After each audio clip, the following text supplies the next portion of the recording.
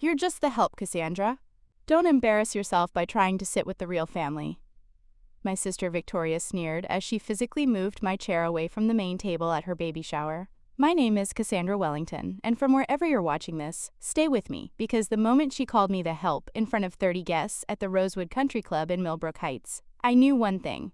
She might have planned this humiliating spectacle, but I was about to plan her reckoning. Little did she know that in exactly 4 days, her own boss would be addressing me as Your Honor in my courtroom. Before we jump back in, tell us where you're tuning in from, and if this story touches you, make sure you're subscribed, because tomorrow, I've saved something extra special for you. The afternoon sun streamed through the floor-to-ceiling windows of the country club's Crystal Ballroom, casting everything in a golden glow that should have felt warm and celebratory.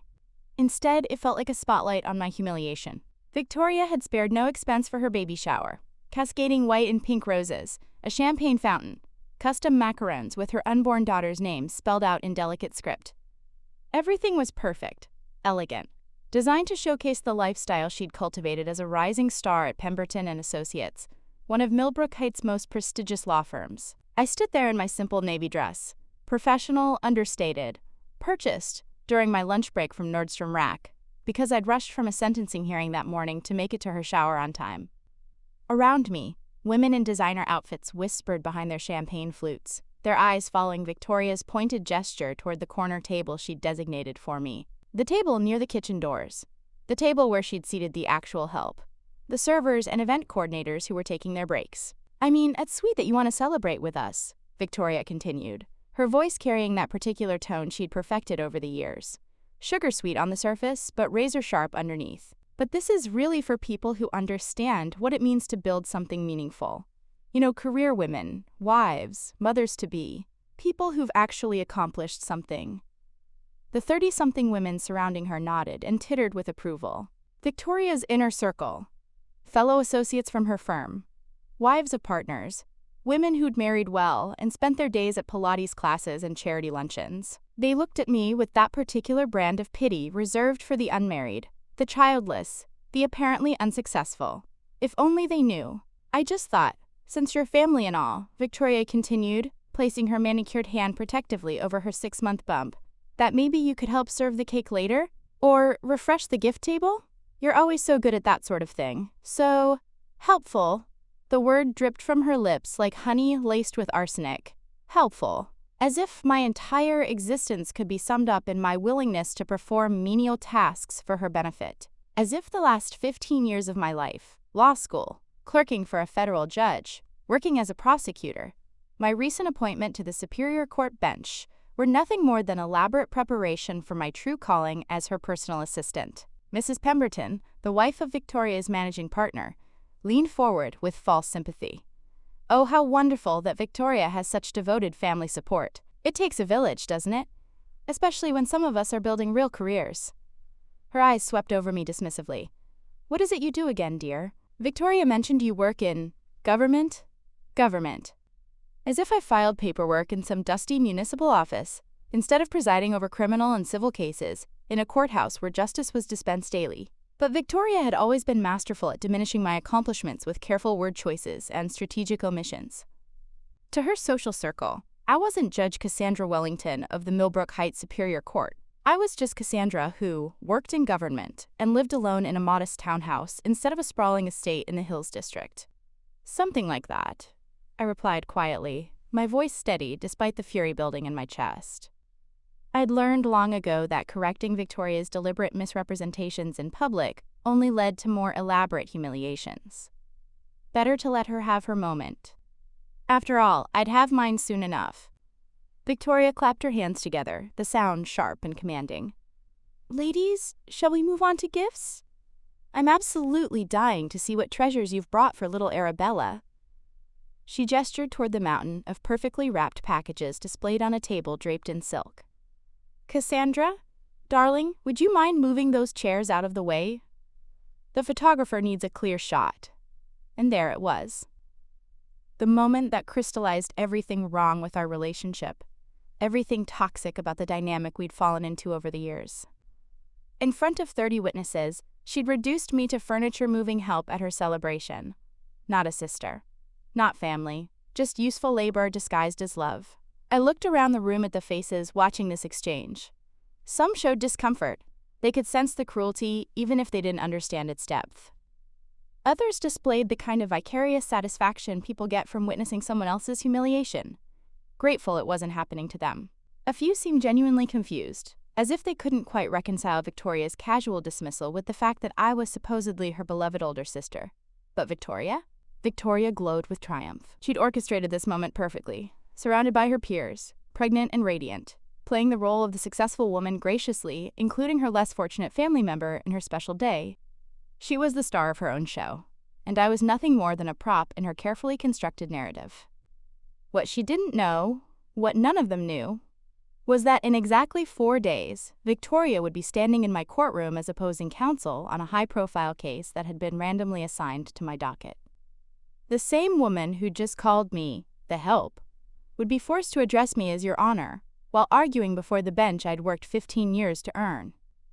As I quietly moved the chairs and watched her bask in her moment of superiority, I smiled. Because sometimes, the universe has a sense of humor. And sometimes, justice comes dressed as irony. The real show was just beginning.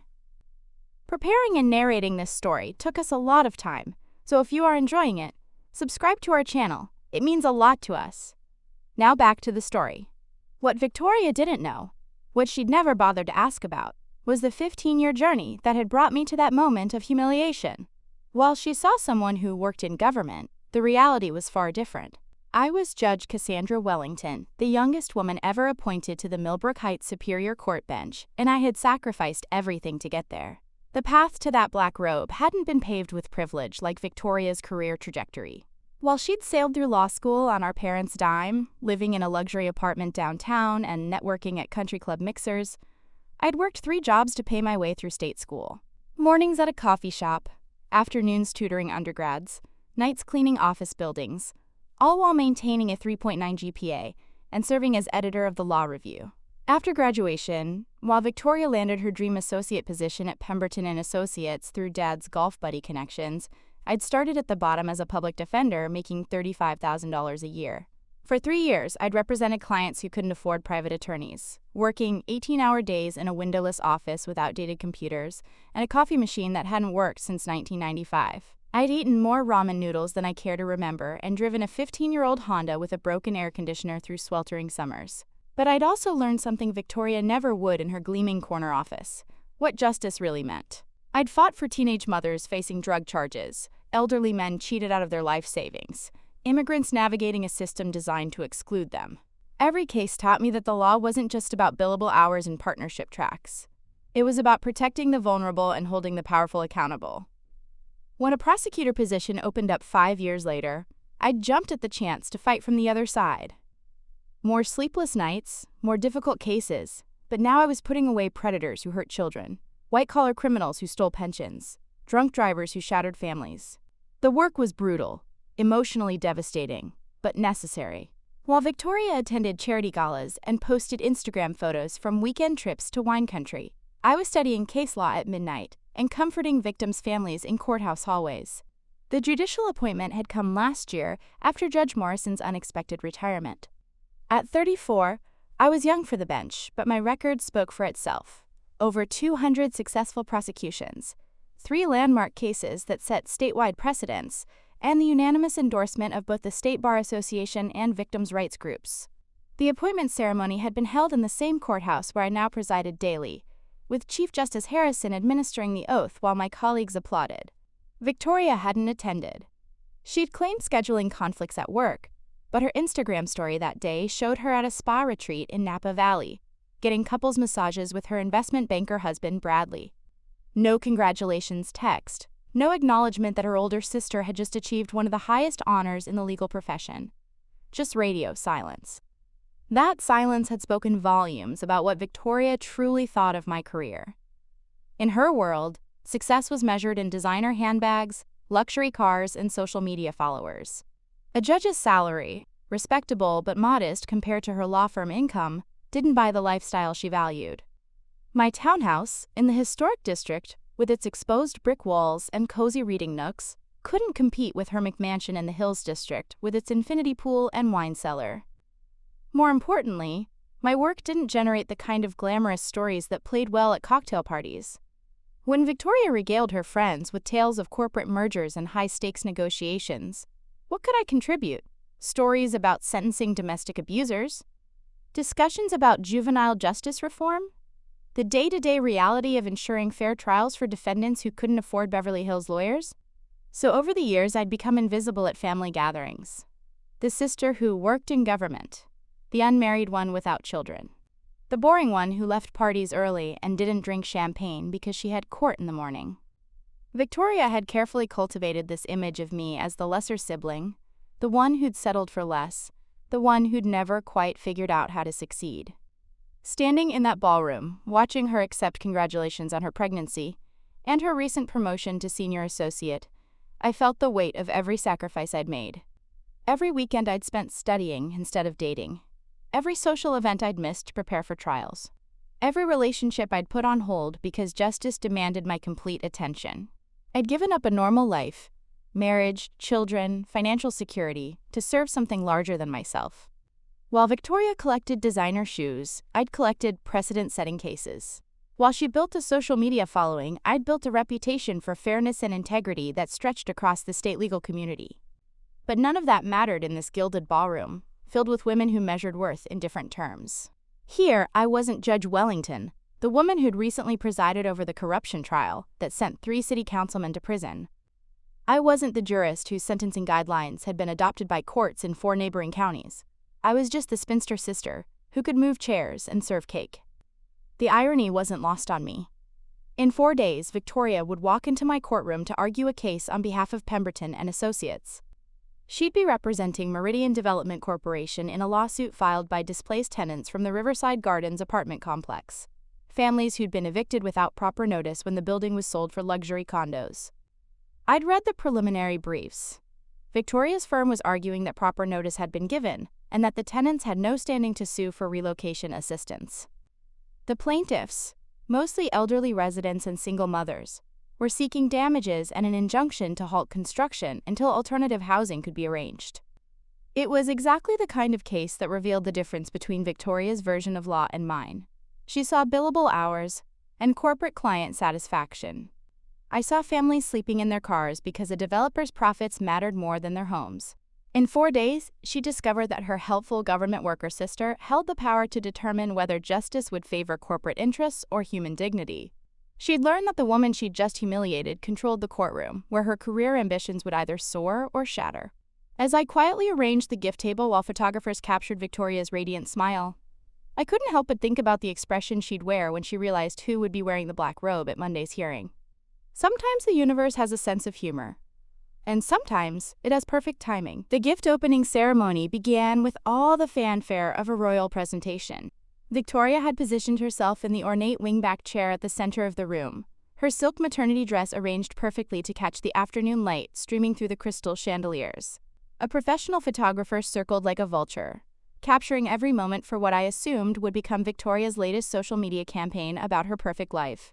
"Ladies, please gather around," Mrs. Pemberton announced, clapping her diamond-encrusted hands together. "Our beautiful mother-to-be is ready to see what treasures we've brought for little Arabella." I watched from my assigned corner table as 30 women formed a semicircle around Victoria's throne. They clutched their champagne flutes in pearl clutches, their faces bright with the kind of anticipation that comes from knowing you're about to witness someone else's moment of supreme happiness. The energy in the room was electric, charged with female camaraderie and shared excitement about new life. Victoria reached for the first gift, a massive box wrapped in hand-painted paper that probably cost more than most people's monthly grocery budget.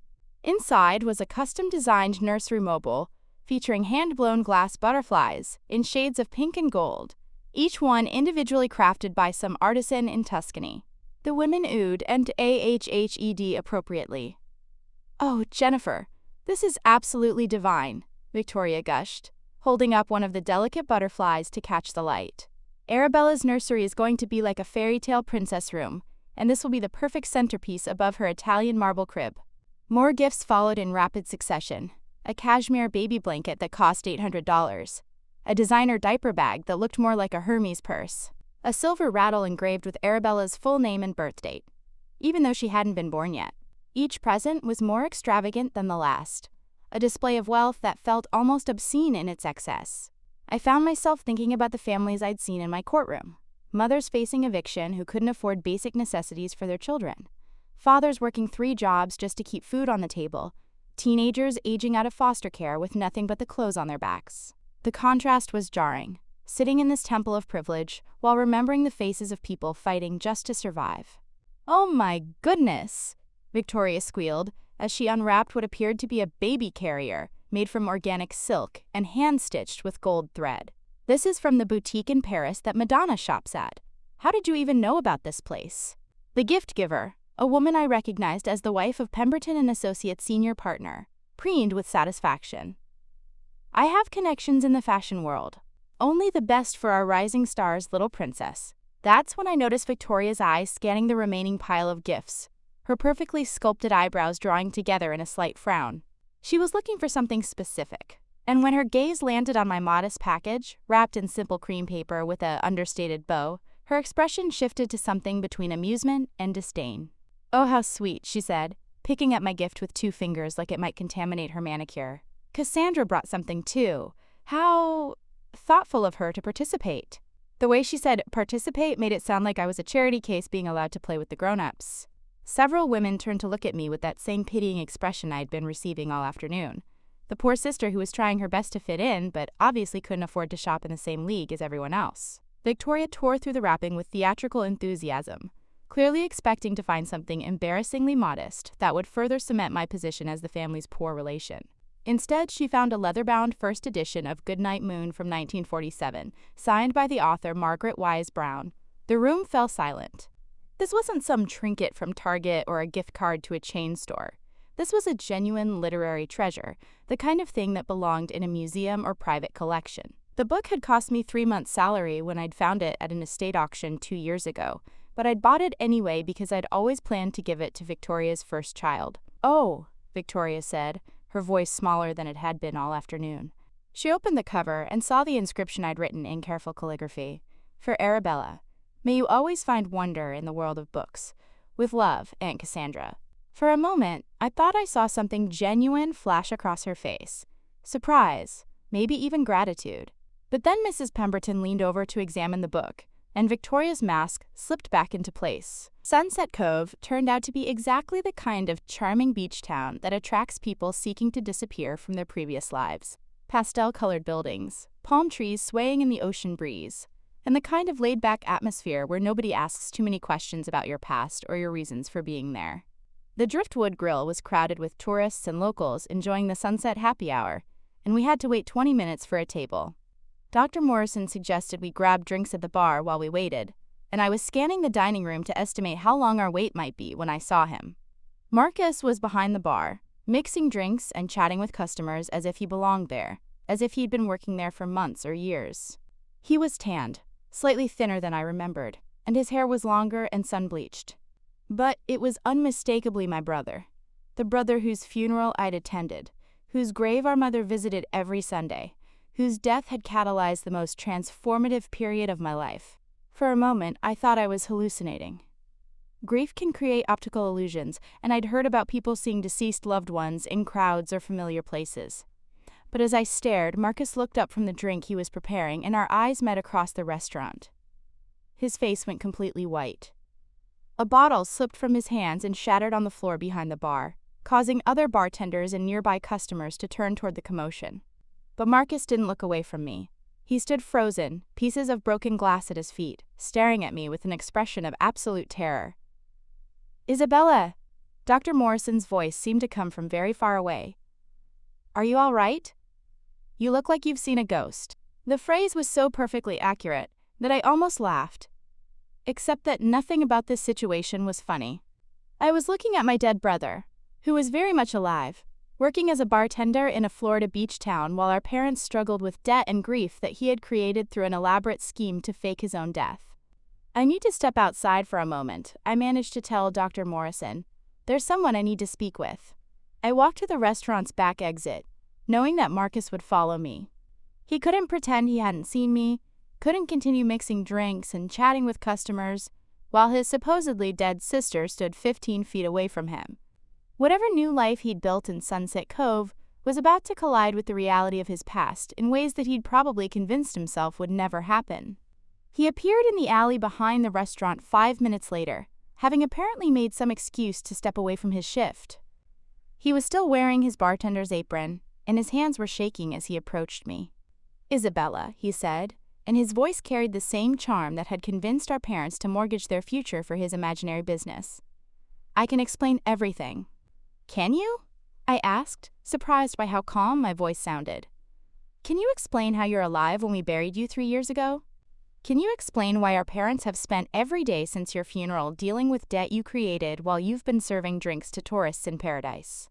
Marcus looked around the alley as if he were checking for escape routes or making sure we weren't being overheard. "It's complicated," he said finally. "I was in serious trouble, Isabella. The kind of trouble that doesn't get solved by paying money or going to counseling. There were people who would have killed me if I hadn't disappeared." "So you decided to kill yourself instead?" I asked.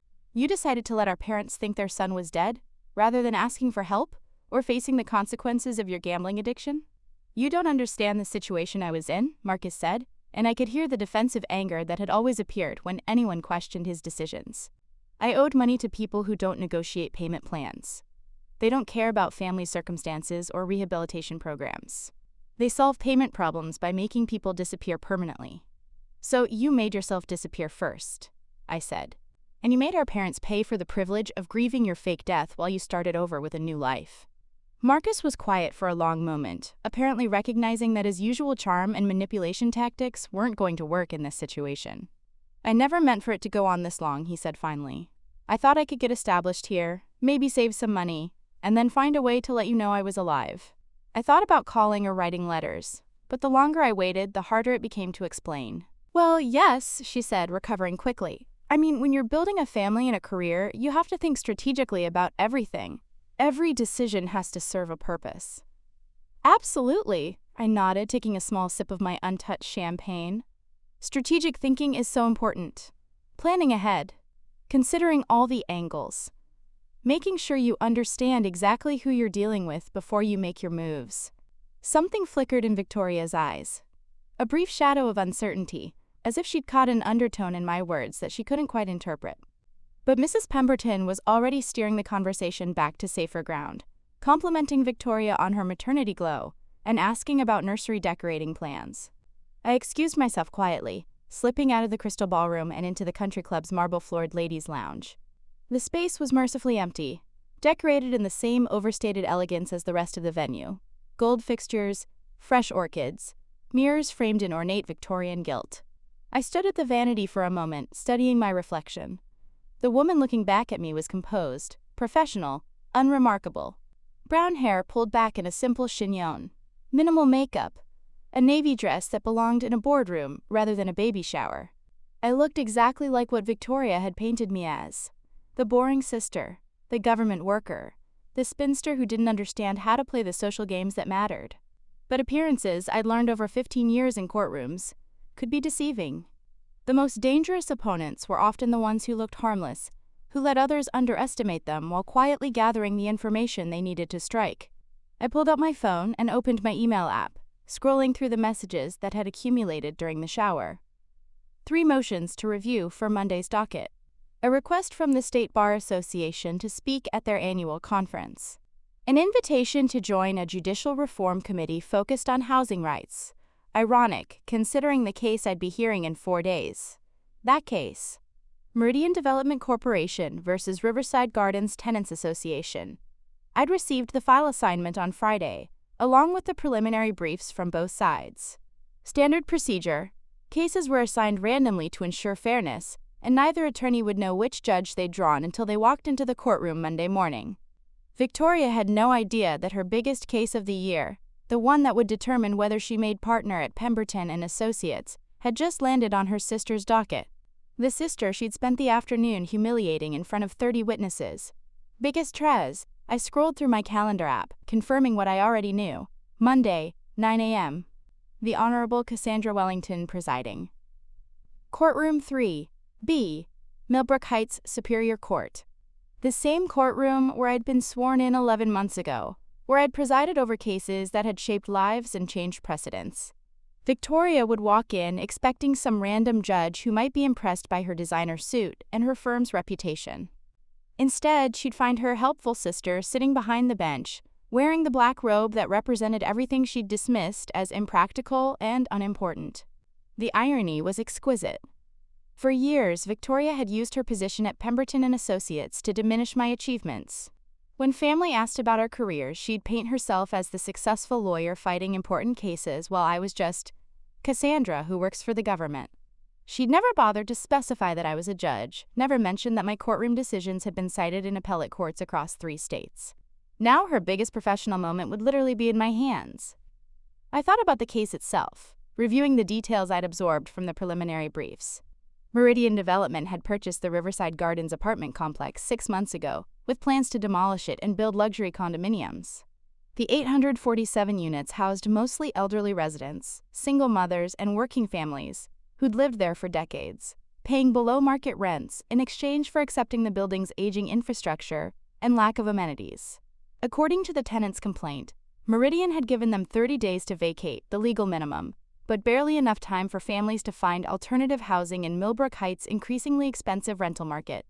Many of the residents were elderly or disabled, living on fixed incomes that couldn't stretch to cover the security deposits and higher rents demanded by newer complexes. Victoria's firm was arguing that Meridian had followed all legal requirements and that the tenants had no standing to demand relocation assistance or extended time to move. It was a cold, technically correct position that prioritized corporate profits over human dignity. The tenants were represented by Legal Aid Society, overworked, underfunded attorneys who genuinely cared about their clients but lacked the resources to match a firm like Pemberton Associates. In most courtrooms, it would be David versus Goliath, with Goliath having better suits and more billable hours. But this wasn't most courtrooms. This was my courtroom. I closed my phone and returned to my reflection in the ornate mirror. In 4 days, Victoria would discover that her impractical sister understood power in ways she'd never imagined. Not the kind of power that came from family connections or social networking or designer accessories, but the kind that came from years of studying law, understanding justice, and earning the respect of colleagues who valued substance over style. The bathroom door opened, and I heard the distinctive click of designer heels on marble. Mrs. Pemberton appeared in the mirror behind me, her expression carefully crafted to appear sympathetic. "Cassandra, dear," she said, approaching the vanity with the measured steps of someone used to delivering delicate social corrections. "I wanted to have a word with you privately." I turned to face her, maintaining the same calm expression I'd worn throughout the afternoon. "Of course, Mrs. Pemberton. What can I do for you?" "It's about Victoria," she said, her voice taking on the tone of someone delivering unwelcome but necessary advice. "I think you should know that she's under enormous pressure at the firm right now. This case she's working on. It's make or break for her partnership prospects. The managing partners are watching every move she makes." She paused, clearly expecting me to ask for details or express concern for my sister's career stress. When I remained silent, she continued. "I mention this because I think it would be kind if you could perhaps give her some space for the next few weeks. Let her focus on what's really important right now. Family drama can be so distracting when someone is trying to prove themselves professionally." Family drama. As if Victoria's public humiliation of me was somehow my fault, something I'd initiated rather than simply endured. "You're absolutely right," I said, my tone perfectly agreeable. "Victoria should definitely focus on what's important. Professional obligations should always come first." Mrs. Pemberton smiled, apparently relieved that I was being so reasonable about being told to stay away from my own sister during her moment of career significance. "I'm so glad you understand," she said. "Victoria is destined for great things at Pemberton Associates. She just needs to keep her focus on the right priorities." I nodded thoughtfully. Focus is everything in legal work. You never know when one case might change everything. As Mrs. Pemberton returned to the party, I allowed myself one genuine smile in the mirror. In 4 days, Victoria would learn exactly how much one case could change. She'd discover that the sister she'd dismissed as irrelevant held the power to make or break the career she valued above everything else. The calm before the storm was almost over. Monday morning couldn't come soon enough. The humiliation at the baby shower wasn't an isolated incident. It was simply the latest entry in a decades-long pattern that had started when we were children.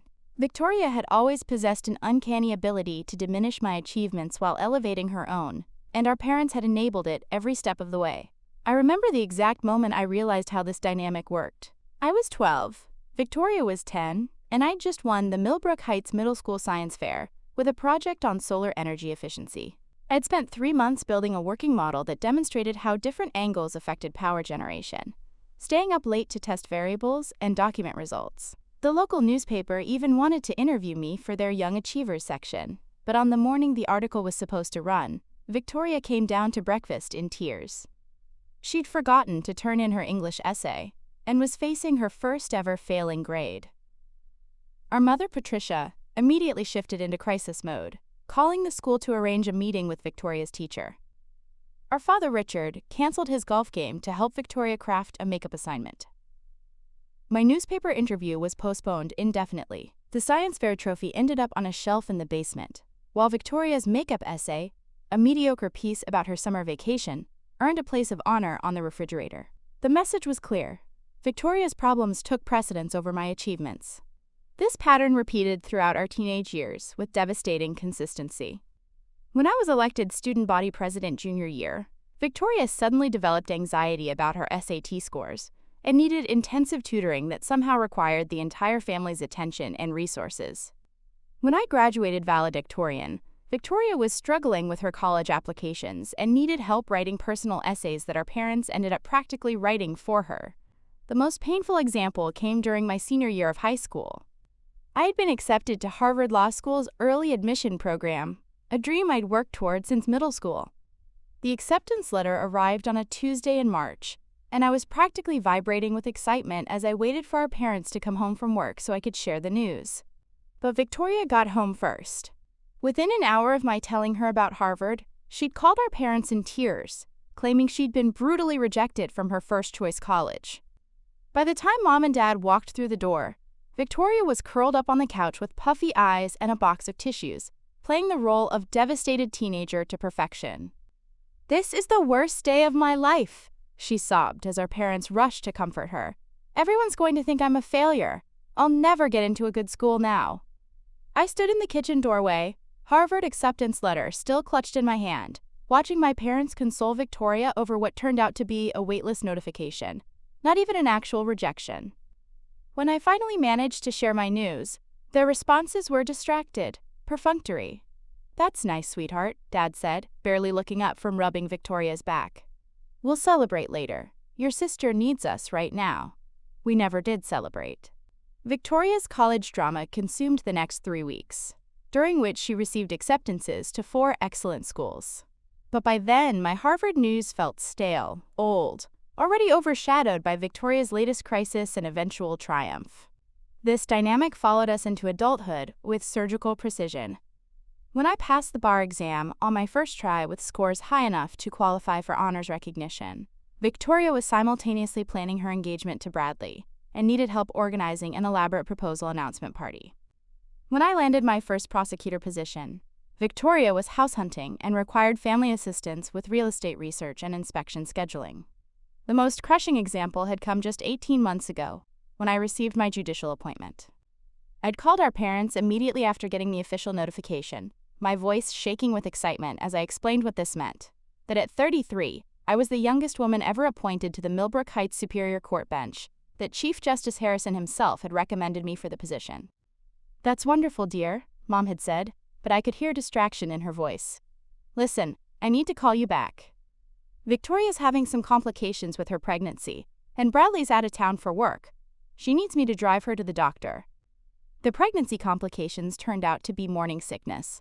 Normal, manageable morning sickness that Victoria had apparently dramatized into a medical emergency requiring our mother's immediate presence. By the time I finally got to share the full significance of my appointment, the moment had passed. Victoria's pregnancy became the family's primary focus, and my career milestone became a footnote. Victoria had perfected this art over 25 years. She'd learned exactly when to create crises that would overshadow my successes, how to time her tears to maximum effect, which emotional buttons to push to redirect our parents' attention. It wasn't conscious manipulation, or maybe it was, and she'd simply gotten so good at it that it appeared natural. The technique worked because Victoria understood something I'd been too naive to recognize for years. Our parents had a finite amount of emotional energy and celebratory enthusiasm. If Victoria could absorb all of it, with her problems and dramatics, there would be nothing left for acknowledging my achievements. She'd also mastered the art of subtle diminishment. When family friends asked about our careers, Victoria would introduce herself as a corporate attorney with Pemberton Associates, using the firm's prestigious name to establish immediate credibility. Then she'd introduce me as my sister Cassandra, who works in government, managing to make my judicial position sound like a clerk's job at the DMV. At family dinners, she'd regale everyone with stories about high-stakes negotiations and important clients, painting herself as a legal powerhouse fighting corporate battles worth millions of dollars. When the conversation turned to me, she'd smile sweetly and say things like, "Cassandra's work is so admirable. She really cares about helping people, even if it doesn't pay as well as private practice." The "even if" always stung. Even if it doesn't pay as well. Even if it's not as prestigious. Even if it's not as important. Victoria had a gift for making her compliments sound like condolences, expressing admiration for my choices, while simultaneously suggesting they were somehow lesser. She'd done this at every family gathering for the past 5 years. Christmas dinners where she'd monopolize conversation with stories about client victories, while I sat quietly, knowing that any attempt to share my own professional experiences would be met with polite but brief attention before Victoria redirected focus back to herself. Easter brunches where she'd ask me patronizing questions about my little cases, while describing her own work in terms that made it sound like she was personally reshaping American corporate law. The baby shower had simply been the culmination of this lifelong pattern, Victoria claiming center stage while reducing me to supporting cast, taking credit for anything valuable while dismissing my contributions as inadequate or irrelevant. The difference was that this time she'd done it in front of 30 witnesses, creating a public record of her contempt for everything I'd accomplished. But Victoria had made a critical error in her calculations. She'd been so focused on establishing her superiority in that room full of corporate wives and law firm associates that she'd forgotten a fundamental truth about power. The most dangerous opponents are the ones you underestimate. For 25 years, I'd been the accommodating sister, the one who stepped aside when Victoria needed the spotlight, the one who absorbed her casual cruelties without retaliation. I'd played the role she'd assigned me, the helpful, harmless, ultimately irrelevant family member who could be counted on to clean up messes and stay out of the way when important things were happening. But in 4 days, Victoria would walk into a courtroom where none of that mattered, where her charm and connections and social manipulation tactics would be useless, where the only thing that mattered was the law, and the person interpreting that law would be the sister she'd spent decades dismissing as unimportant. She'd finally pushed me too far, and she was about to discover that the quiet sister she'd been overlooking had been quietly accumulating power, while she'd been busy accumulating admirers. Monday morning was going to be very educational for Victoria Wellington Ashford. Very educational indeed. The baby shower humiliation cut so deeply because it came at the end of the most challenging year of my professional life, a year when I'd needed family support more than ever, only to find Victoria using my struggles as stepping stones for her own advancement. 11 months ago, when I'd first put on the black robe and taken my place behind the judicial bench, I'd thought the hardest part was behind me. I'd survived the confirmation hearings, the background investigations, the grueling interviews with the Judicial Selection Committee. I'd proven myself worthy of the honor, and I was ready to serve justice with the dignity and integrity the position demanded. What I hadn't anticipated was how isolating the job would become. Federal judges are required to maintain strict ethical boundaries that effectively eliminate most social relationships. I couldn't accept dinner invitations from attorneys who might appear before my court. I couldn't attend political fundraisers or advocate for causes, no matter how personally meaningful. I couldn't even discuss pending cases with friends or family, which meant that the most significant part of my daily life became off-limits for normal conversation. The loneliness had been crushing. After years of building friendships with fellow prosecutors and maintaining relationships within the legal community, I suddenly found myself professionally isolated. My colleagues were respectful but distant. You don't casually grab drinks with a sitting judge. Old friends became uncomfortable around me, unsure how to navigate conversations when so many topics were now professionally inappropriate for me to discuss. I'd reached out to Victoria during those first difficult months, hoping that family bonds might provide the emotional support I desperately needed. I'd called her on evenings when the weight of difficult decisions kept me awake. When I'd spent the day sentencing young men to prison terms that would destroy their futures but protect society from their crimes. I don't know how to explain this, I'd told her during one particularly difficult call in November. Today I had to sentence a 19-year-old to 15 years for armed robbery. He cried in the courtroom, and his mother collapsed when I read the sentence. But he'd terrorized 6 elderly victims, and the law required a minimum sentence that— Ugh, Cassie, that sounds awful, Victoria had interrupted, using the childhood nickname she knew I hated. Listen, I can't really talk right now. Bradley and I are looking at nursery furniture online, and the designer is only available for consultation tonight. Can I call you back? She never called back. 3 days later, her Instagram feed was filled with photos of an elaborate nursery design consultation, complete with professional photographs and captions about, quote, building the perfect nest for our little angel. She'd been too busy creating content about baby furniture to spare 20 minutes for her sister's professional crisis. This pattern had repeated throughout my first year on the bench. When I'd struggled with a high-profile murder case involving a teenage defendant, Victoria had been too busy with a weekend getaway in wine country to talk. When I had agonized over a custody decision that would separate children from a loving but unstable parent, Victoria had been occupied with planning her maternity photo shoot. The worst incident had occurred 3 months ago, during the corruption trial that had consumed 6 weeks of my professional life. 3 city councilmen had been accused of accepting bribes from developers in exchange for favorable zoning decisions. The evidence was complex, the legal precedents were murky, and the media attention was intense. Every day brought protesters outside the courthouse, newspaper editorials questioning my decisions, and death threats from people who disagreed with my rulings.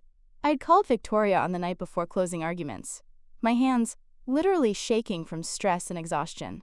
The defense attorneys were brilliant, the prosecution case had gaps, and I knew that whatever verdict the jury reached, half the city would blame me for the outcome.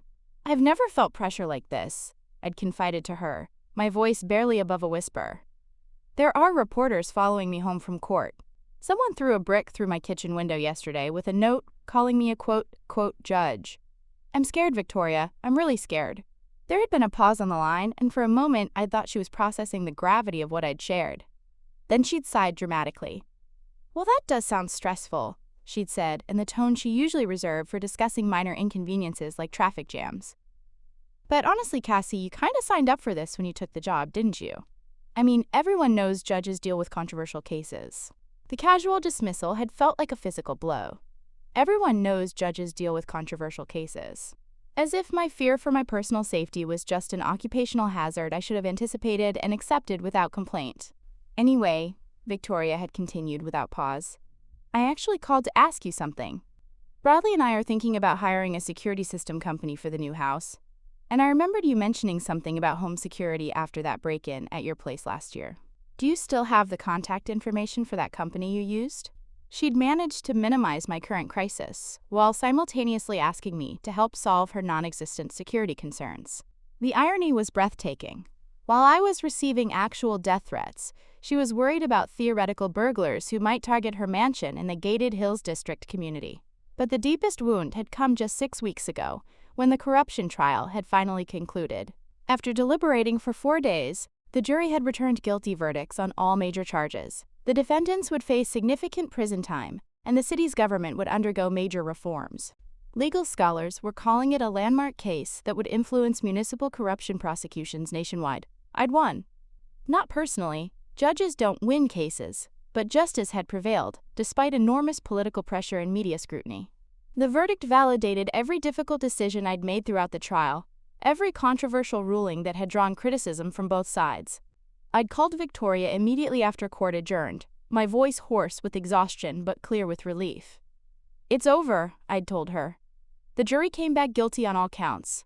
The legal precedent we've established will help prosecutors go after corrupt officials across the state. This case is going to change how municipal corruption is handled for years. Oh, that's nice, Victoria had said, her attention clearly divided. Hey, while I have you on the phone, can you do me a huge favor? Bradley's mother is coming to visit next week, and she's super into legal dramas. She keeps asking about your job, and I don't really know what to tell her. Could you maybe come to dinner and let her ask you some questions? It would really help me score points with my mother-in-law. She'd reduce the most significant professional achievement of my career to potential entertainment for her mother-in-law. The case that would be studied in law schools for decades, the verdict that had taken 6 weeks of grueling legal work to achieve, had become nothing more than an opportunity for Victoria to score points with her husband's family. That dinner had never happened, of course. 2 days later, Victoria had called to cancel, explaining that her mother-in-law had changed her mind about visiting because Victoria was experiencing, quote, pregnancy complications that required bed rest. The complications turned out to be mild morning sickness that resolved itself within a week. But by then, the moment had passed. Throughout all of this, Victoria had continued building her own career narrative on social media and at family gatherings. Her Instagram feed showcased her work-life balance with photos of client meetings and pregnancy milestones, always captioned with inspirational quotes about women who have it all. At family dinners, she'd describe her cases in detail, painting herself as a legal warrior fighting for corporate justice while managing the challenges of impending motherhood. Meanwhile, my actual legal victories, the corruption convictions, the precedent-setting decisions, the recognition from state judicial organizations, went unmentioned and uncelebrated. When family friends asked about my work, Victoria would smile sweetly and say things like, "Cassie's doing great. She's very dedicated to her little government job. Very serious about helping people, even though it's obviously not as exciting as private practice." The little government job that had just taken down 3 corrupt politicians and reformed municipal governance across the state. The serious helping people work that had earned recognition from the State Bar Association and invitations to speak at national judicial conferences. But in Victoria's narrative, none of that mattered. I was still just the serious sister with the unremarkable career, the one who'd chosen noble public service over profitable private practice, the one who was admirable in a quiet, unrewarding way. The baby shower had been the culmination of this year of dismissal and diminishment. After 12 months of reaching out for support and receiving indifference, after major professional victories that earned no family recognition, after struggling through the isolation and pressure of judicial service, without any acknowledgement from the person who should have been my strongest ally, Victoria had chosen to publicly reduce me to the help. She'd taken my attempts to be a loving aunt, the expensive first edition book, the effort to attend her celebration despite my packed court schedule, and turned them into evidence of my inadequacy. In front of 30 witnesses, she'd confirmed what her actions had suggested all year, that my life's work was meaningless, my achievements were irrelevant, and my presence was tolerated only when it served her purposes. It was time to show Victoria exactly how much power her little government job sister actually wielded. Monday morning would provide the perfect opportunity for that education. Sunday evening, I sat in my home office with the Meridian Development case file spread across my mahogany desk. What I discovered in those legal documents wasn't just a routine corporate dispute. It was a systematic pattern of exploitation that made Victoria's involvement even more personally devastating. The case file told a story that began 18 months ago, when Meridian Development Corporation, a subsidiary of Ashford Holdings, had quietly begun purchasing low-income housing properties across Millbrook Heights. Riverside Gardens was just their latest acquisition, but the tactics they'd employed there revealed a calculated strategy to maximize profits while minimizing legal liability. According to the Tenant Association's complaint, Meridian hadn't simply bought the building and issued eviction notices. They'd spent 6 months systematically making life unbearable for residents, hoping to drive them out voluntarily before beginning formal eviction proceedings. Maintenance requests went unanswered for weeks. Heat was frequently under repair during winter months. The building's single elevator broke down repeatedly, stranding elderly and disabled residents on upper floors. When residents complained to city housing authorities, they discovered that Meridian had already filed for demolition permits, claiming the building was structurally unsound and beyond reasonable repair.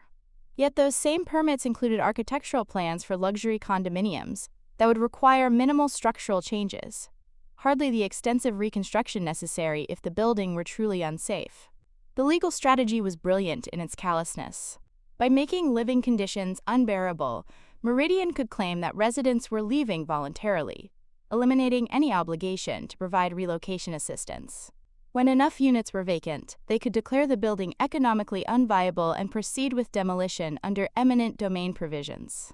But the most disturbing discovery came when I cross-referenced the corporate filings. Ashford Holdings, Meridian's parent company, was owned by a consortium of investors that included several prominent Millbrook Heights families, including the Ashford family, including Bradley Ashford, Victoria's husband. Victoria wasn't just representing a random corporate client in this case. She was fighting to protect her husband's investment portfolio, using her legal expertise to maximize profits from a scheme that was displacing hundreds of vulnerable families. The luxury condominiums that would replace Riverside Gardens would likely increase the value of Bradley's real estate holdings throughout the neighborhood. This revelation transformed everything I thought I knew about Victoria's career ambitions. Her partnership track at Pemberton Associates wasn't just about professional achievement. It was about protecting family money. The important case that Mrs. Pemberton had mentioned at the baby shower wasn't just career advancement for Victoria. It was financial preservation for her household. I dug deeper into the case files, studying the depositions and witness statements that painted a devastating picture of Meridian's tactics. Maria Santos, a 68-year-old widow, described how maintenance requests for her broken radiator went unanswered for 3 months during the coldest winter in decades. She developed pneumonia from sleeping in a 50-degree apartment and had been hospitalized twice. James Patterson, a disabled veteran living on Social Security, explained how the broken elevator had trapped him in his 8th-floor apartment for weeks at a time. His disability prevented him from using the stairs, and building management claimed repair parts were on order indefinitely. He'd missed multiple medical appointments and had been forced to have groceries delivered to neighbors on lower floors. The most heartbreaking testimony came from Linda Nguyen, a single mother of 3 whose children attended the elementary school directly across from Riverside Gardens. When forced to move, she'd been unable to find affordable housing within the school district. Her 8-year-old daughter's academic performance had plummeted after transferring to a new school mid-semester, and her teenage son had lost his part-time job because the family's new apartment was too far from his workplace. These weren't just legal abstractions or corporate casualties. They were real people whose lives had been systematically destroyed to increase property values for investors like Victoria's husband. Reading their stories, I felt a familiar fury building in my chest, the same righteous anger that had driven me through years of prosecuting cases against predators and white-collar criminals. But this fury was complicated by personal betrayal. Victoria wasn't just another attorney representing a morally questionable client. She was my sister, someone who'd grown up in the same middle-class household where our parents had taught us about fairness and treating people with dignity. She'd sat through the same dinner table conversations about helping those less fortunate, had heard the same lectures about using our privileges responsibly. Yet she'd chosen to use her legal education, funded partly by our parents' sacrifices, to protect a scheme that was literally making elderly people sick and forcing children to change schools in the middle of the academic year. She'd embraced a legal strategy that prioritized investment returns over human welfare, all while publicly presenting herself as a successful professional woman who had it all. I pulled up Victoria's social media profiles on my laptop, studying the carefully curated image she'd been building throughout the Meridian case. Her LinkedIn posts from the past 6 months told a story of professional dedication and work-life balance, with photos of late-night brief writing sessions captioned, "Fighting for what's right, even when baby bump makes desk work challenging," and images of client meetings described as building solutions that serve everyone's interests. Her Instagram feed was even more nauseating in light of what I now knew. Just 3 weeks ago, she'd posted a photo of herself reviewing contracts at a coffee shop, with a caption that read, "Sometimes the hardest cases are the most rewarding." When you're fighting to protect families and build stronger communities, every hour of work feels meaningful. Hashtag illegal life, hashtag purpose-driven career, hashtag building the future. Protecting families. Building stronger communities. The hypocrisy was staggering. While posting inspirational content about meaningful legal work, she was actively participating in a strategy that was destroying actual families and dismantling established communities. Her purpose-driven career was driven by the purpose of maximizing her husband's real estate investments. I scrolled through months of posts, finding a consistent pattern of self-congratulatory content that painted her legal work in noble, altruistic terms. Photos of law books with captions about seeking justice. Images of her office with quotes about fighting for what's right. Pregnancy announcement posts that mentioned her commitment to, quote, building a better world for the next generation, all while working to evict elderly people from their homes and force working families into homelessness.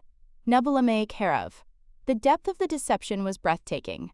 Victoria hadn't just misrepresented my career to diminish my achievements. She'd completely fabricated her own moral authority. She'd built a public image based on values she didn't actually hold, using social media to create a fictional version of herself that bore no resemblance to her actual professional choices. But the most damning discovery came when I found the internal communications between Pemberton Associates and Meridian Development. These documents, submitted as part of the discovery process, revealed the true scope of the legal strategy Victoria had helped develop. In one email chain, Victoria had proposed accelerating the timeline for demolition permits by claiming, quote, urgent safety concerns that would bypass normal community notification requirements. In another, she'd suggested increasing maintenance response times to encourage voluntary relocations, while maintaining plausible deniability about deliberate neglect. Most shocking was a strategy memo she'd written recommending the use of private security firms to monitor building access during evening hours, a tactic designed to intimidate elderly residents and discourage them from organizing tenant meetings. The memo specifically noted that elderly residents were less likely to pursue legal remedies if they felt unsafe in their own building. Victoria hadn't just represented Meridian Development. She'd helped design their campaign of systematic harassment. The broken elevators, the delayed maintenance, the intimidating security presence. These weren't just corporate cost-cutting measures. They were deliberate tactics that Victoria had recommended to maximize displacement efficiency while minimizing legal liability. As I read through her strategic recommendations, I realized that Victoria's legal mind was even sharper than I'd given her credit for. Her tactics were technically legal, carefully crafted to stay within regulatory boundaries while achieving maximum impact. She'd found ways to make people's lives miserable, without crossing lines that would trigger immediate legal consequences. It was brilliant, systematic, and absolutely ruthless. And in 48 hours, she'd be standing in my courtroom arguing that these tactics were not only legal but ethical, necessary for economic development and urban renewal. She had no idea that the judge reviewing her carefully crafted legal arguments would be the sister she'd just humiliated in front of 30 witnesses. The sister whose career she'd dismissed as a, quote, little government job. The sister she'd reduced to the help while building her own reputation on the systematic destruction of vulnerable families. Monday morning was going to be very interesting indeed. Monday morning arrived crisp and clear, the kind of autumn day that made Millbrook Heights look like a postcard. I woke at 5:30 a.m., my usual time, and followed my standard pre-court routine with deliberate precision. Black coffee, no sugar. 20 minutes of meditation to center my mind. A review of the day's docket while the sun rose over the courthouse spires visible from my kitchen window. But today's preparation carried additional weight. I selected my most authoritative black robe from the closet, the one I'd worn for the corruption trial, the one that photographed well for newspaper coverage. I chose conservative pearl earrings, a gift from Chief Justice Harrison when I'd been sworn in, and pulled my hair back in the severe chignon that court reporters had described as intimidating in their sketches. Every detail mattered. Victoria would be expecting some random judge who might be impressed by her designer suit and prestigious firm credentials. Instead, she'd find a figure of judicial authority who looked every inch the part of someone who controlled the courtroom absolutely. I arrived at the courthouse an hour early, using my private entrance to avoid the media circus that had already begun gathering on the front steps. The Meridian case had attracted significant attention from housing advocacy groups and local news outlets. Protesters with signs reading, quote, housing is a human right and stop corporate greed were setting up in the designated demonstration area across the street. My chambers felt particularly quiet that morning, insulated from the growing crowd outside by thick stone walls and soundproof windows. I used the extra time to review every detail of the case one final time, ensuring that my decisions would be based purely on legal merit, not personal satisfaction. Whatever happened in that courtroom, it would be justice, not revenge. At 8:30 a.m., my clerk, Jennifer Martinez, knocked on my chamber's door. Your Honor, both legal teams have arrived. The plaintiffs are ready, and Pemberton Associates is in Conference Room B doing final preparations. Conference Room B, where Victoria was probably reviewing her notes one last time, confident that she'd walk into that courtroom and dominate the proceedings with her usual combination of legal expertise and professional charm. She had no idea that her biggest performance would be playing out before the one person who knew exactly how much her success meant to her, and exactly how hollow her moral authority really was. Thank you, Jennifer. Please ask both sides to be ready for a 9 a.m. start. I want opening statements to begin promptly. At 8:55 a.m., I made my way through the corridors that connected my chambers to courtroom 3B. The hallways were bustling with attorneys, court staff, and early arriving spectators. I could hear the low murmur of conversation from inside the courtroom. Lawyers conferring with clients, reporters setting up equipment, advocacy groups filling the public gallery. I paused outside the courtroom doors, taking one final moment to center myself. Through the frosted glass, I could see the familiar silhouettes of a courtroom in session. The elevated judge's bench, the attorney tables, the gallery filled with observers. In less than 5 minutes, Victoria would discover that her helpful sister controlled this entire space. The bailiff, Officer Marcus Thompson, appeared at my side. "Ready, Your Honor." "Ready," I heard his voice boom through the courtroom. "All rise." The Superior Court of Millbrook Heights is now in session, the Honorable Judge Cassandra Wellington presiding. The doors opened and I walked into my courtroom with measured steps, my robe flowing behind me like a declaration of authority. The room fell silent, except for the rustle of 30 people rising to their feet in unison. I kept my eyes straight ahead, focused on the bench, but my peripheral vision caught the exact moment Victoria realized who was wearing the black robe. Her intake of breath was audible, even from across the room. I saw her hand fly to her chest, her mouth opening in shock before she caught herself and tried to rearrange her expression into something more professional. But the damage was done. For those few seconds, Victoria's carefully constructed courtroom persona had completely shattered. I took my seat behind the bench, the elevated position giving me a clear view of both attorney tables. To my left sat the legal aid attorneys representing the Riverside Gardens tenants, 3 dedicated public interest lawyers who looked exhausted but determined. Their clients filled the first 2 rows of the gallery, elderly residents with worried faces, young mothers holding sleeping children, working men in their best suits. To my right sat the Pemberton Associates team. Victoria had recovered her composure somewhat, but I could see the tension in her shoulders, the way her manicured fingers gripped her legal pad just a little too tightly. She was flanked by 2 senior partners, including Mrs. Pemberton's husband, and a junior associate who was probably there to handle document management. Behind them, in the second row, I spotted Bradley Ashford. Victoria's husband had come to watch his wife's big moment, not realizing he was about to witness her professional humiliation at the hands of the sister-in-law he'd never bothered to get to know. His presence added an extra layer of satisfaction to what was about to unfold. "Please be seated," I said, my voice carrying the natural authority that a year on the bench had developed. "We are here today for the matter of Riverside Gardens Tenants Association versus Meridian Development Corporation. Will counsel please state their names for the record?" The legal aid attorney spoke first. "Sarah Chen, representing the plaintiff Riverside Gardens Tenants Association, Your Honor." Then it was Victoria's turn. I watched her stand, her designer suit impeccable, her voice professionally modulated. "Victoria Wellington Ashford, representing Defendant Meridian Development Corporation on behalf of Pemberton and Associates, Your Honor." The irony of that moment was exquisite. Victoria had to address me by the title she'd spent years dismissing, had to show me the respect she'd never demonstrated in private, had to acknowledge my authority in front of an audience that included her husband, her colleagues, and the clients whose lives she'd helped destroy. "Thank you, counsel. Before we begin with opening statements, I want to establish some ground rules for these proceedings." I looked directly at Victoria as I spoke, watching her struggle to maintain eye contact. "This court will tolerate no grandstanding, no dramatic rhetoric, and no attempts to prejudice testimony through inflammatory language. We are here to determine questions of law based on evidence and precedent. Nothing more, nothing less." Victoria nodded stiffly, but I could see the wheels turning in her mind. She was probably wondering if I would recuse myself due to our family relationship, if she should request a different judge, if there was some procedural maneuver that could get her out of this nightmare scenario. But there was no escape clause for familial embarrassment.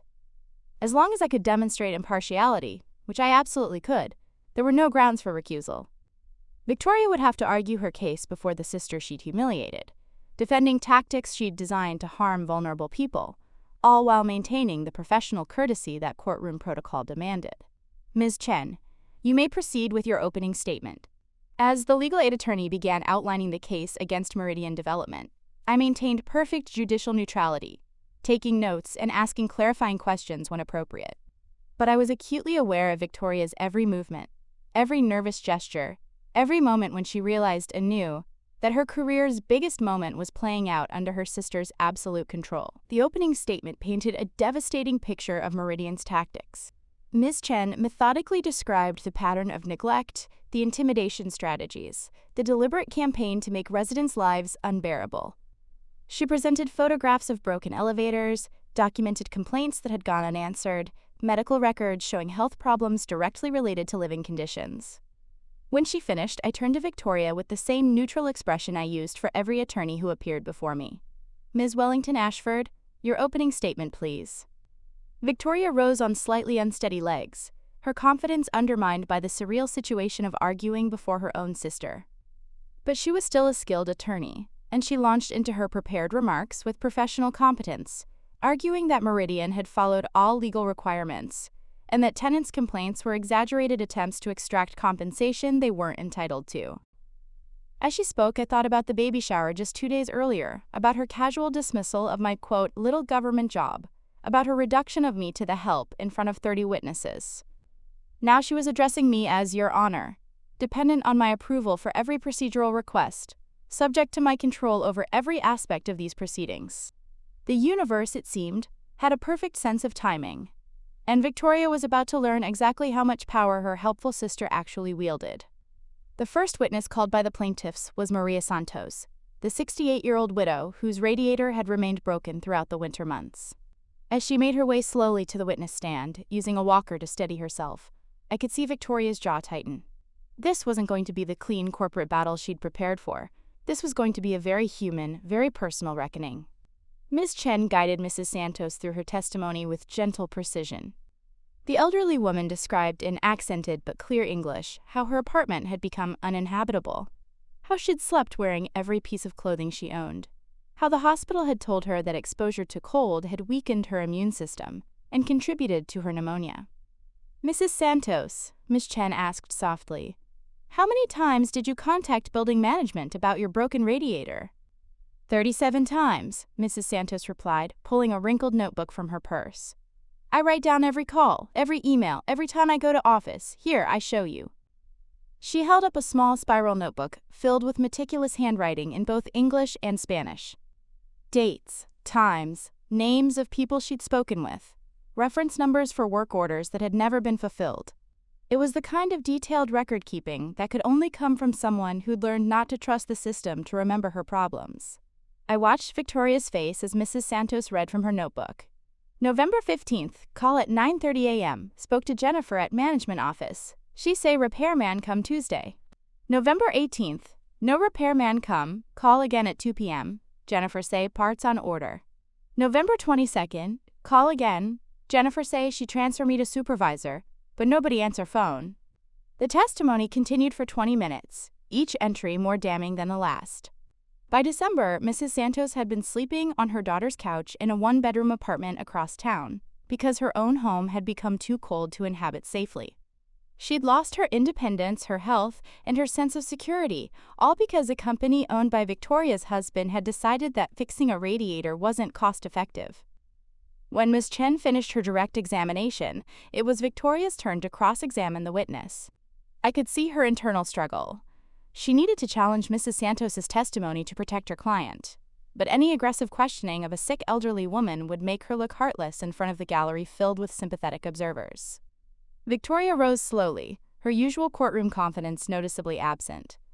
Mrs. Santos, I'm sorry for your difficulties, but isn't it true that you could have moved to temporary housing if your apartment was truly uninhabitable? Mrs. Santos looked at Victoria with the kind of dignity that only comes from surviving decades of hardship. Miss, I live in Riverside Gardens for 23 years. My husband, he die in that apartment. My children, they grow up in that apartment. You think I leave my home because some company decide my radiator, not important enough to fix? The question hung in the air like an accusation. Victoria had tried to suggest that Mrs. Santos had chosen to suffer, but the elderly woman had turned it back on her. Why should a person be forced to abandon their home because a wealthy corporation couldn't be bothered to provide basic maintenance? I understand your attachment to your home, Victoria said, her voice softer now, but my client maintains that repair requests were addressed in order of priority and… Priority? Mrs. Santos interrupted, her voice rising slightly. Lady, I am 88 years old. In winter, my apartment is 45 degrees. What more priority you need? You think I make up pneumonia for fun? I had to intervene before the exchange became too heated.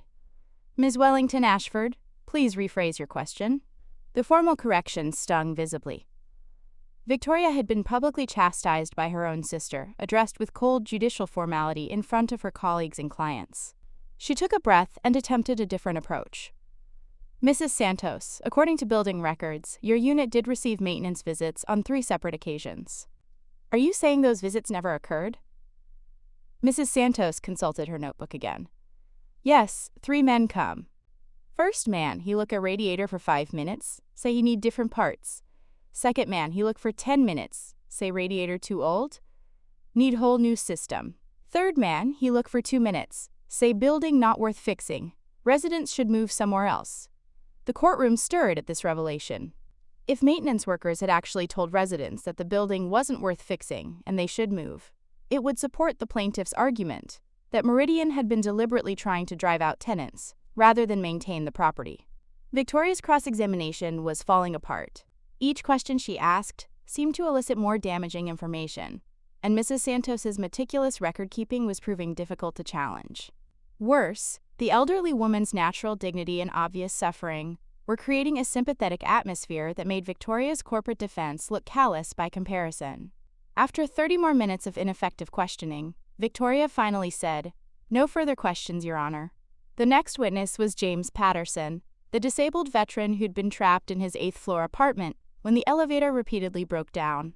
His testimony was even more devastating than Mrs. Santos's, describing how he'd been forced to choose between missing medical appointments and attempting to navigate 8 flights of stairs on prosthetic legs.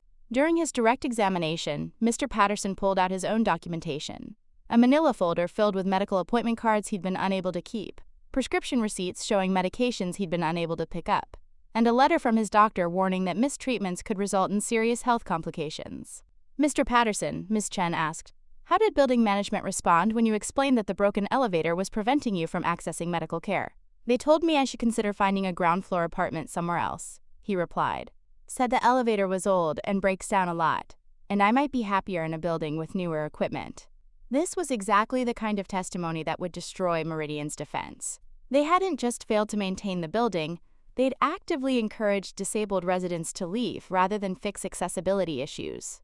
It was potentially a violation of federal disability laws, which would open up an entirely new avenue for legal consequences. Victoria's cross-examination of Mr. Patterson was even less successful than her questioning of Mrs. Santos. Every challenge she raised seemed to backfire, revealing additional evidence of Meridian's deliberate neglect.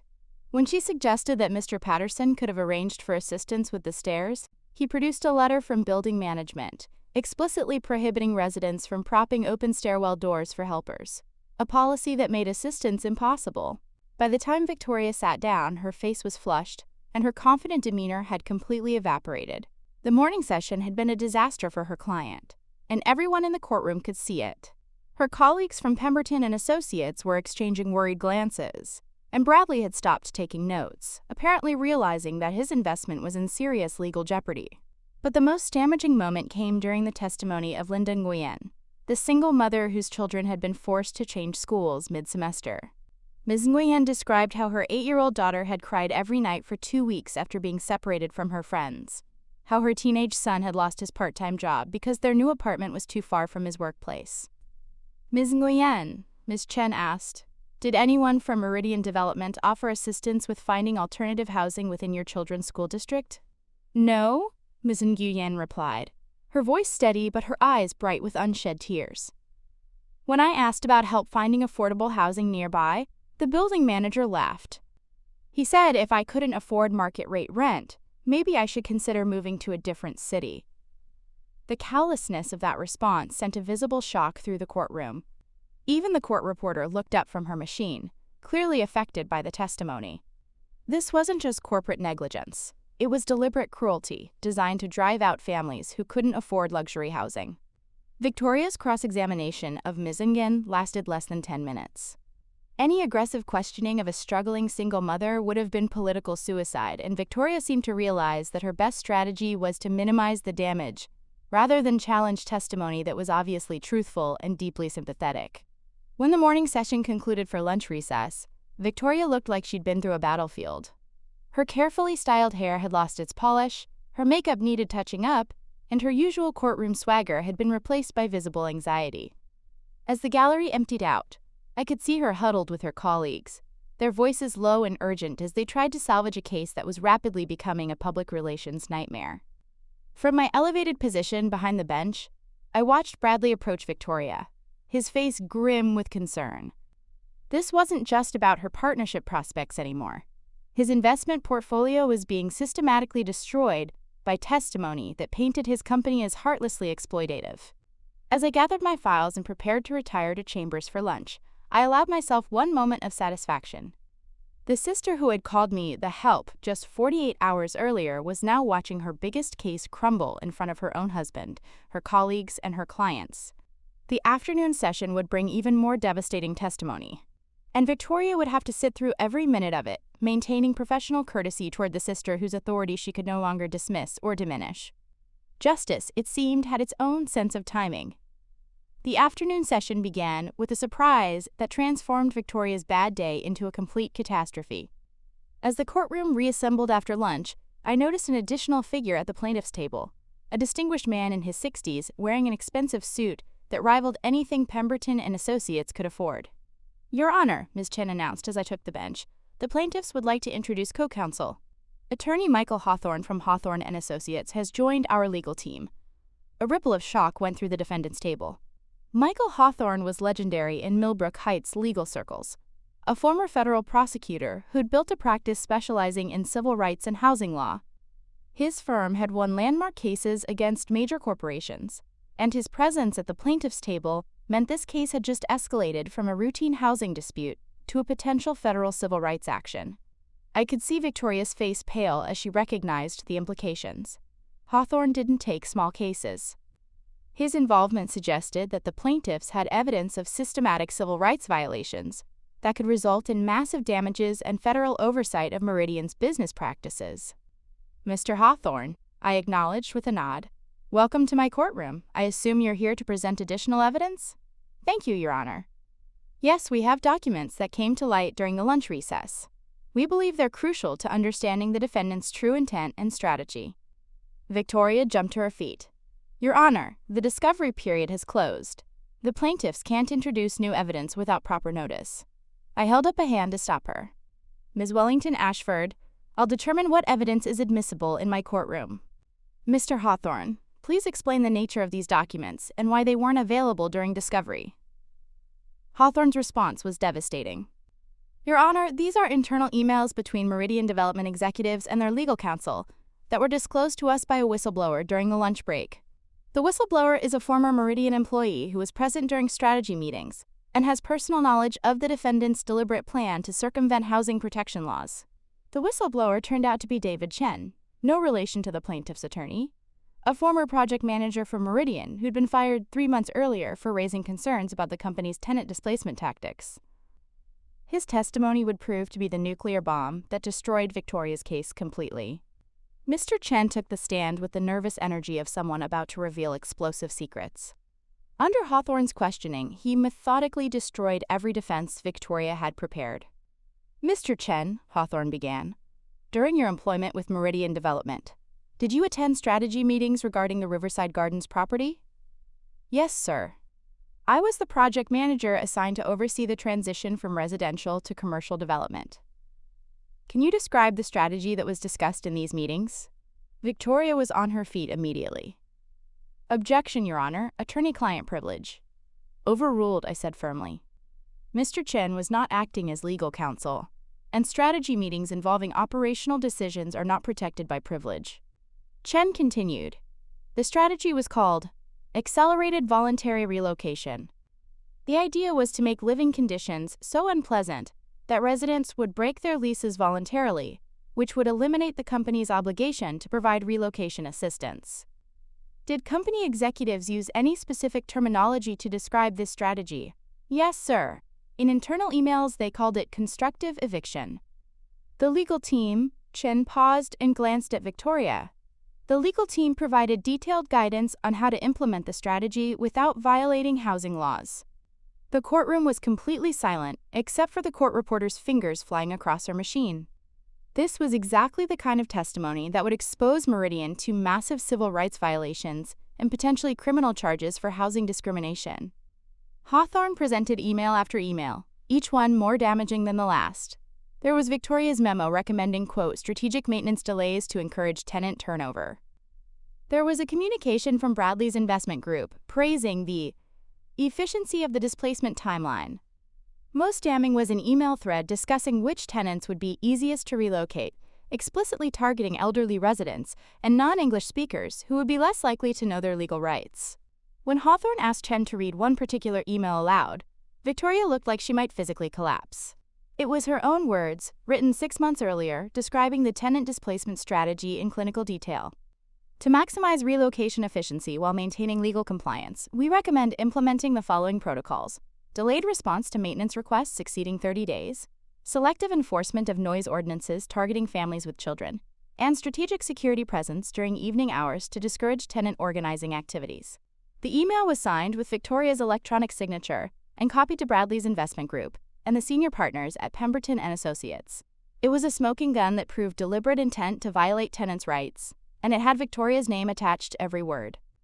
But the most devastating moment came when Hawthorne introduced a recorded phone conversation between Victoria and a Meridian executive discussing, quote, problem tenants who are resisting displacement efforts. Your Honor, Hawthorne announced. With the court's permission, we'd like to play a recording of a phone conversation between Ms. Wellington Ashford and Meridian executives, recorded by Mr. Chen as part of his normal project documentation duties. Victoria shot to her feet again, her voice rising to near panic levels. Your Honor, this is highly irregular. We weren't notified. Ms. Wellington Ashford, I said in my most judicial tone. You will address this court with appropriate respect and composure. The objection is noted and overruled. Mr. Hawthorne, you may proceed. The recording was crystal clear. Victoria's voice, professional and matter-of-fact, discussing tactics for pressuring specific residents to leave. The elderly woman in 8B is becoming a problem. She started documenting everything and talking to other tenants about organizing. We need to accelerate the timeline for her unit. What if we classify her radiator as a safety hazard and require her to vacate temporarily for emergency repairs? The executive's voice responded. How long can we stretch temporary? Indefinitely if we document it properly. By the time she figures out the repair is never coming, she'll have found alternative housing. The courtroom erupted in gasps and murmurs. Several tenants in the gallery began crying, recognizing themselves in Victoria's coldly calculating discussion. Mrs. Santos, still in the front row, stared at Victoria with an expression of profound betrayal. This was the woman who'd just spent the morning cross-examining her about her attachment to her home, knowing full well that she'd personally designed the strategy to drive her out. I gavelled for order, but the damage was done. Victoria's legal strategy hadn't just failed. It had been exposed as deliberately cruel and potentially criminal. The recording proved intent to defraud tenants of their legal rights, and Victoria's voice was providing the evidence. When the recording ended, the courtroom fell into shocked silence. Victoria sat at the defendant's table, looking physically ill, her face drained of color and her hands visibly shaking. Her colleagues from Pemberton Associates were staring at her with expressions of horror and disbelief. Even Bradley looked like he was reconsidering every conversation he'd ever had with his wife about her work. Hawthorne wasn't finished. Mr. Chen, based on your knowledge of these strategy meetings and communications, was Ms. Wellington Ashford the primary architect of Meridian's tenant displacement strategy? Yes, sir. She designed the legal framework that allowed the company to systematically violate tenants' rights while maintaining plausible deniability. Everything we did was based on her recommendations. That was the moment Victoria's career died. Not just this case, her entire professional reputation. She'd been publicly identified as the mastermind behind a scheme that had systematically abused vulnerable families, and the evidence was overwhelming and undeniable. I looked down at Victoria from the bench, remembering her words at the baby shower. When you're building a real future for your child, you need practical things. Things that matter in the real world.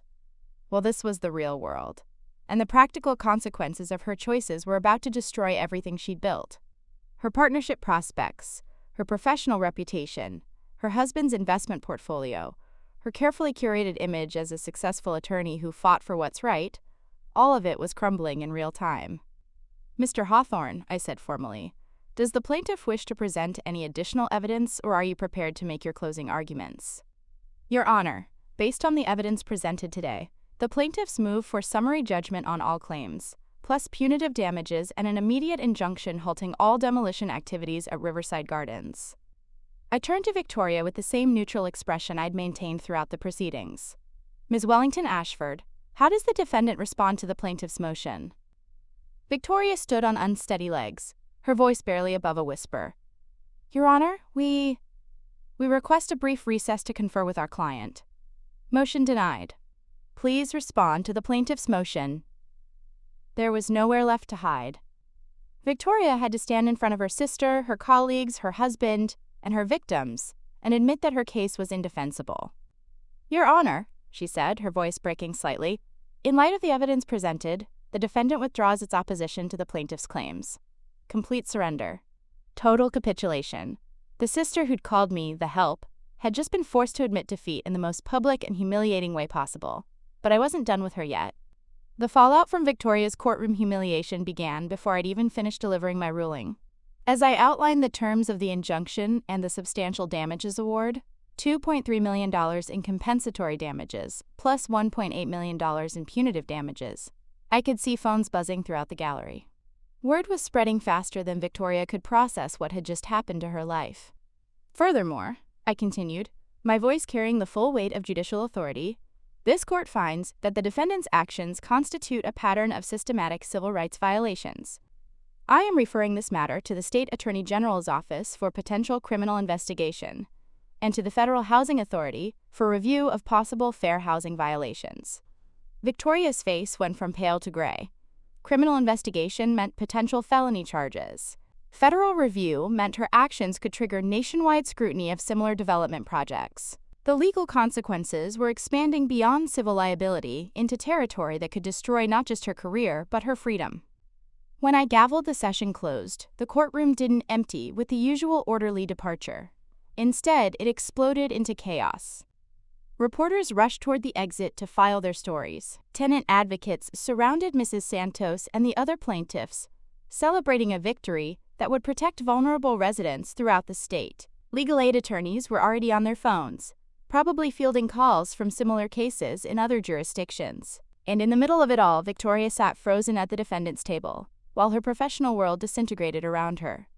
The first consequence came from her own firm. I watched through the courtroom windows as Mr. Pemberton, the managing partner whose wife had lectured me about giving Victoria space for important work, approached the defendant's table with an expression of barely controlled fury.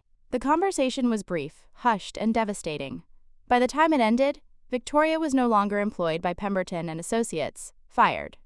Not laid off, not asked to resign, terminated for cause, effective immediately. 24 hours after calling me the help, Victoria had become unemployed, her partnership prospects destroyed, her reputation in ruins.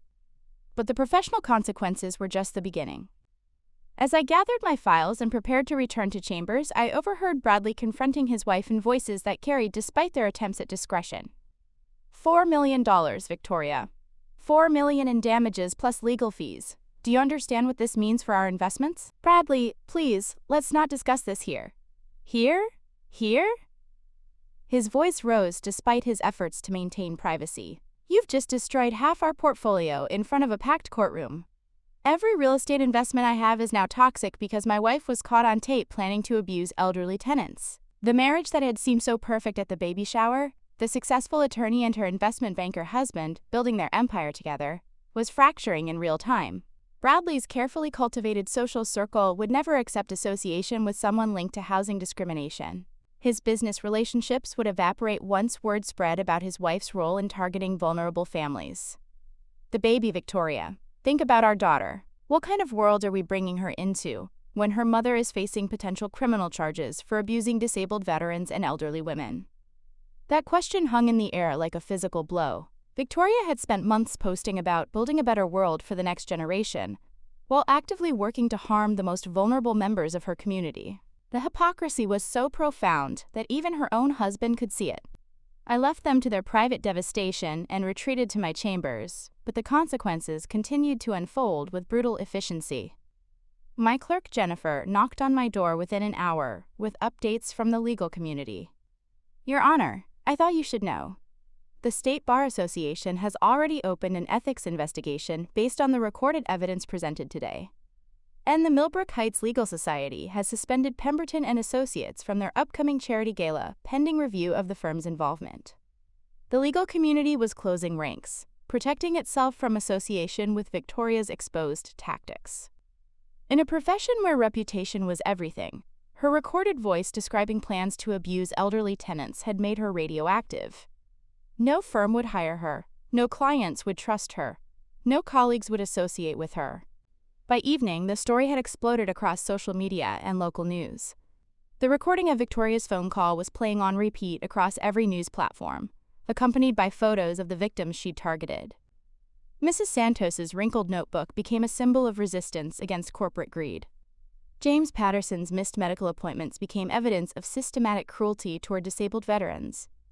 Victoria's own social media presence collapsed overnight. Her Instagram account, which had showcased her perfect life and inspirational quotes about meaningful work, was flooded with comments that reflected the public's disgust. Screenshots of her protecting families' posts were shared alongside audio clips of her voice planning to drive families from their homes. How does it feel to target disabled veterans? Your unborn daughter will be ashamed of you. Karma came for you in your own sister's courtroom. The comments were brutal, relentless, and deserved. Her professional network evaporated with similar speed. LinkedIn connections began disappearing as colleagues distanced themselves from the scandal. Speaking engagements were canceled. Professional organizations quietly removed her from committees and boards. But perhaps the most devastating consequence came from our own family. By Tuesday evening, our parents had learned about the courtroom proceedings through news coverage that identified both Victoria and me by name. The story was impossible to ignore. Judge presides over sister's professional destruction in housing rights case. My mother called first, her voice strained with confusion and disappointment. Cassandra, we saw the news. Is it true what they're saying about Victoria? Mom, I can't discuss pending legal matters, but the evidence presented in court is part of the public record now. There was a long silence before she spoke again. The things they showed on television, that recording of her voice. We never raised her to think that way. How did she become someone who would hurt elderly people? It was the first time I'd ever heard our mother question Victoria's choices directly. For 25 years, Mom had made excuses for Victoria's behavior, rationalized her selfishness, enabled her manipulation of family dynamics. But there was no way to rationalize a recording of Victoria planning to abuse disabled veterans and elderly women. Dad's reaction was even more crushing for Victoria. When reporters contacted him for comment about his daughter's courtroom confrontation, his statement was brief and devastating. I'm proud of Judge Wellington's commitment to justice. As for Victoria's actions, they speak for themselves. No defense, no excuses.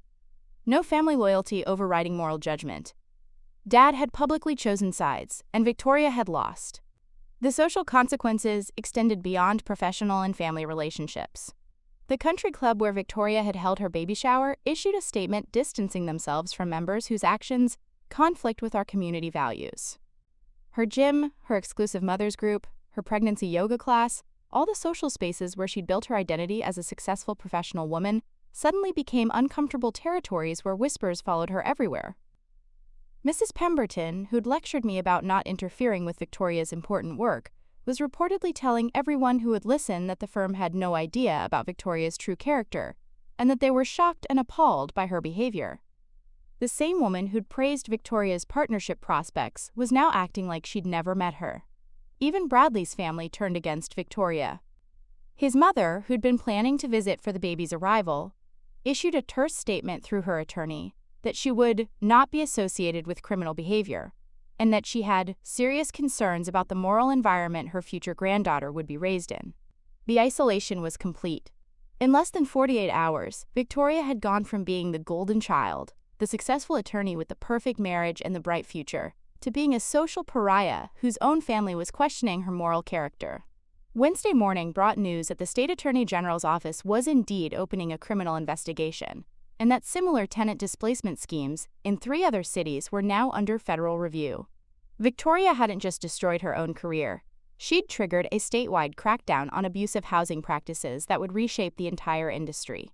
The sister who'd called me the help was now facing potential felony charges, professional ostracism, social exile, and the collapse of her marriage.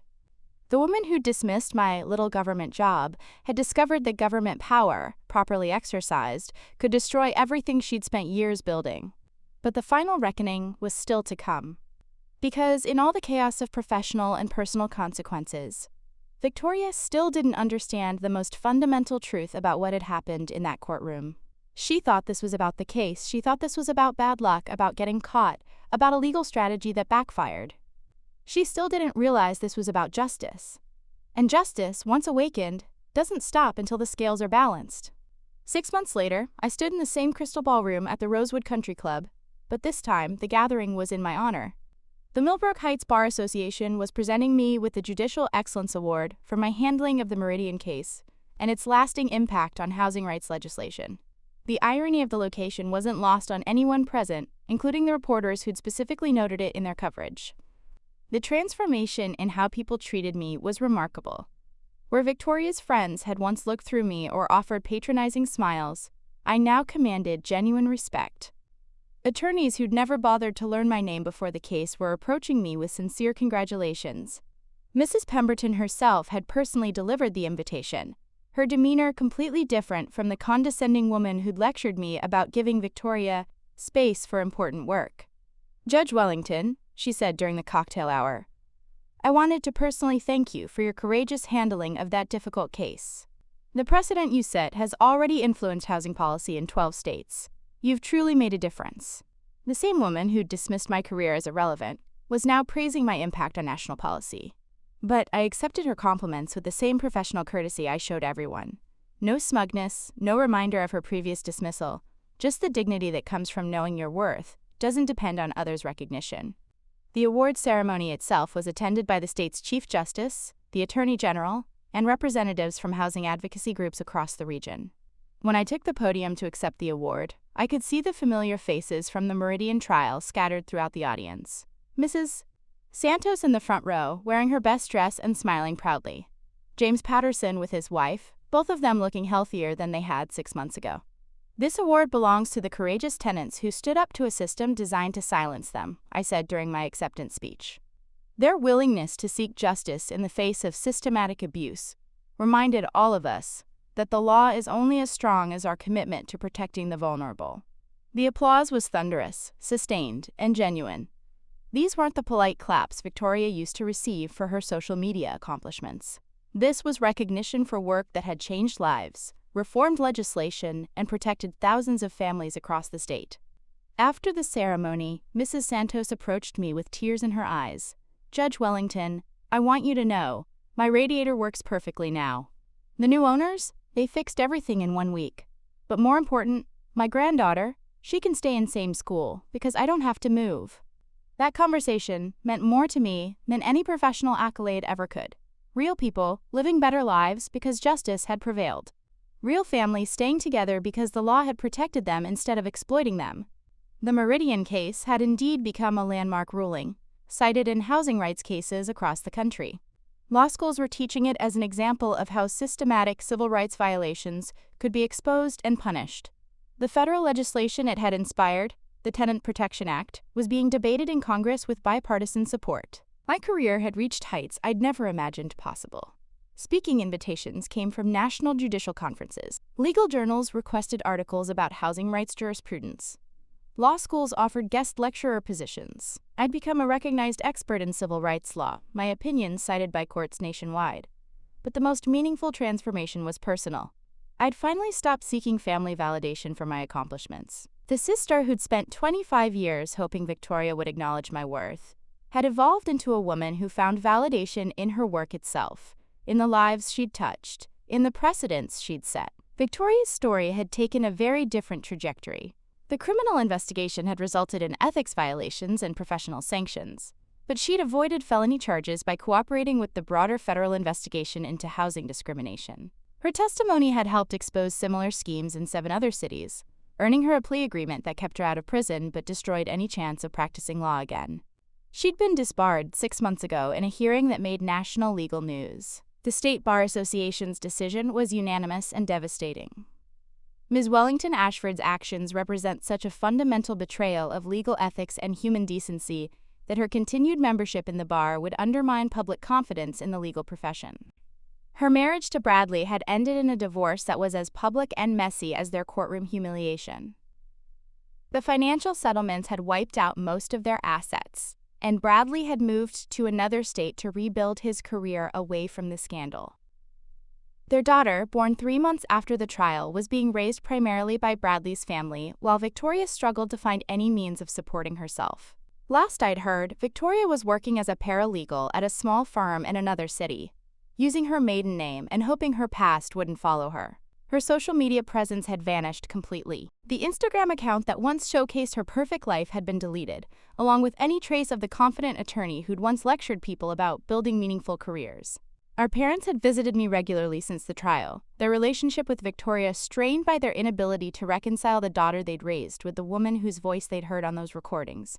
Mom had told me privately that she'd started volunteering at a local housing advocacy group, as if trying to balance some cosmic scale by helping the kind of people Victoria had harmed.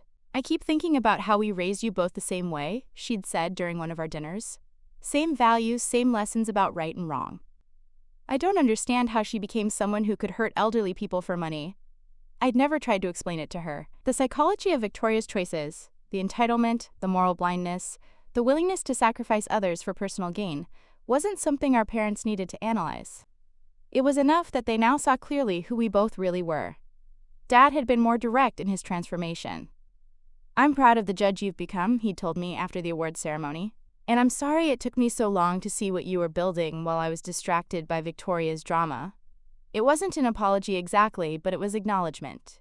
Recognition that he'd spent years overlooking genuine achievement while celebrating Victoria's carefully constructed image. Understanding that quiet strength had always been more valuable than flashy performance.